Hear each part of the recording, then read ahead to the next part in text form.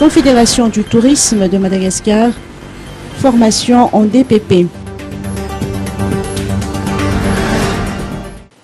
Les membres de la Confédération du tourisme de Madagascar, CTM, ainsi que les acteurs clés du tourisme au sein du gouvernement se sont retrouvés pendant 3 jours pour renforcer leurs compétences en matière de dialogue public-privé grâce à l'appui du PROCOM. Le président de la Confédération a mis l'accent sur le fait que le tourisme est un secteur transversal. Il nous apporte des précisions sur les priorités. Le tourisme, ce qu'il est très important de savoir, c'est que le tourisme, on est un secteur transversal.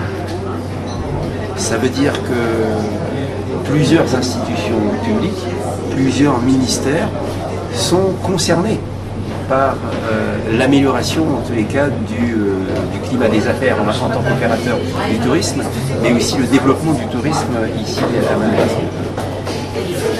Donc cet atelier de formation en matière de dialogue public-privé tombe à bon moment, puisque, comme vous l'avez dit tout à l'heure, nous avons effectivement des priorités au sein de la Confédération du tourisme. On a une stratégie, on a même une feuille de route qui renferme toutes ces priorités, feuille de route qu'on a déjà transmis aux institutions publiques et particulièrement au ministère des Transports, à monsieur le ministre des Transports et du Tourisme. La séance de ce matin a été destinée aux échanges et partages pour voir comment faciliter la mobilité des touristes sur des sites emblématiques, difficiles d'accès.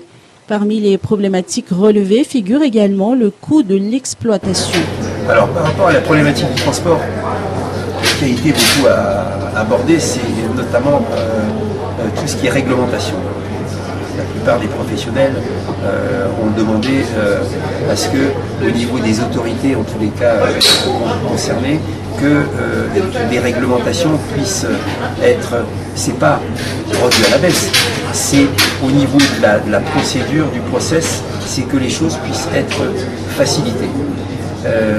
Ce qui est aussi beaucoup ressorti, c'est le coût de l'exploitation effectivement en matière d'aérien ici à Madagascar, que ce soit pour le privé ou pour le public, ça donne effectivement des coûts qui sont lourds et qui du coup positionnent un peu notre destination, notre pays comme une des destinations les plus chères. Donc là-dessus aussi, il y a vraiment une grosse concertation à mener, un lobbying à mener pour voir les possibilités de faire diminuer effectivement ces coûts de transport aérien dans notre pays. La Confédération du tourisme de Madagascar, créée en septembre 2017, a pour but de représenter les intérêts des associations, des groupements professionnels et des entreprises privées opérant dans le secteur du tourisme à Madagascar. Nul besoin de préciser que le tourisme à Madagascar est un des 3 premiers secteurs pourvoyeurs de devises pour le pays et son développement fait partie des priorités du gouvernement avec comme objectif d'atteindre 500 000 touristes d'ici 2020.